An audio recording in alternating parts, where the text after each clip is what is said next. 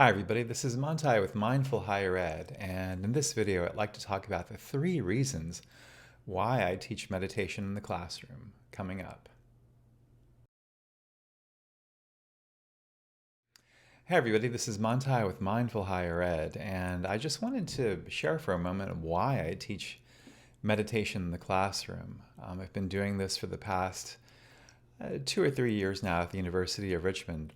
Just starting off at the beginning of class with my students, a few moments of guided mindful breathing, mindful breath awareness. And there are basically 3 reasons why we practice a couple of minutes of meditation at the start of class. The first reason is simply for students to be able to arrive and settle in and settle down and relax.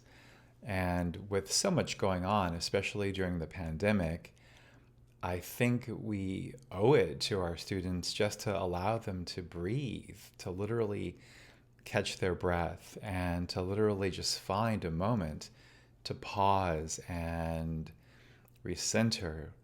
And to do that just simply by breathing in and breathing out. Breathing in and breathing out. And just finding and legitimating and saying to our students that it's okay to settle in, it's okay to calm down, it's okay to stress less by simply focusing on the breath. And you could say it's also a form of well-being to be able to give students that chance just to breathe and be and relax and let go.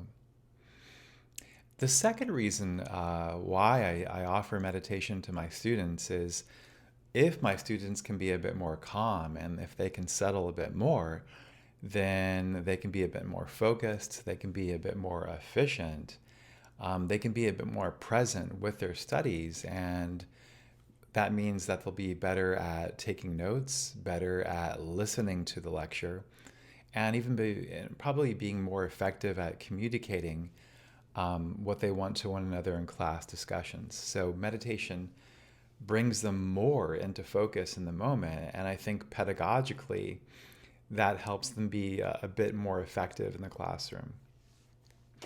The third reason, and maybe even the most important reason why I offer meditation at the start of class, is ultimately I see meditation as a tool of self-awareness and self-discovery, starting with the breath, by watching the breath and regulating the breath, and by observing that mind-body connection, students can be a bit more attuned of what's going on in their hearts and their souls and their heads.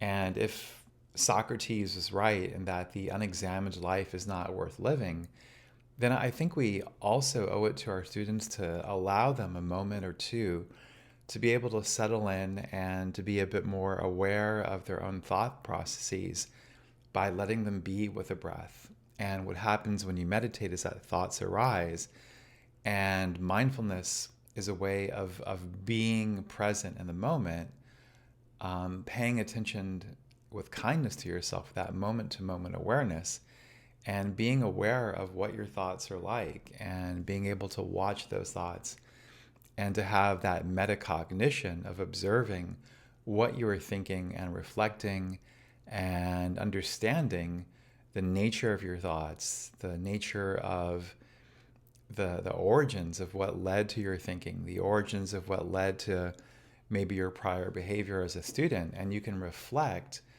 simply by letting those thoughts come up when you're breathing. And so sort of like when you're in a swimming pool and bubbles might rise up to the surface, that's kind of what meditation is like. Meditation is a way to still the surface of the mind, sort of like a lake or a swimming pool. And as you calm and look within, the bubbles will arise, the thoughts will arise, and that's how students, just for that moment or two at the start of class, they can settle in, they could be a bit more focused, and little by little, over so many days, weeks, or months, they can get to know a little bit more of who they are on the inside. And that's just a quick summary of why I offer meditation. The reasons are a lot more complex, but I wanted to put that out there. And with that, my friends, thank you so much.